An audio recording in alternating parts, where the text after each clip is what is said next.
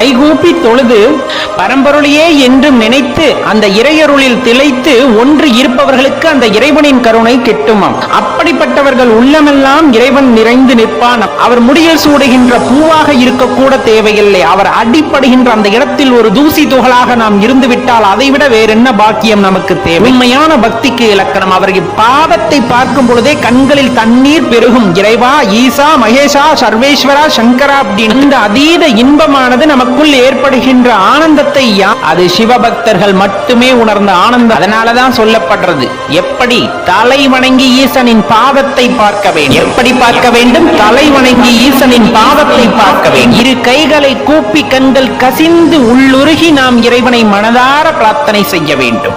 அந்த உண்மையான பக்தி செலுத்தும் பொழுது இறைவனோடு இரண்டர கலந்திருப்போம். அப்போது நமது மனதில் வீற்றிருக்கின்ற ஈசன் வெளிப்படுவார். அந்த ஆனந்தம், அதுதான் பேரானந்தம்.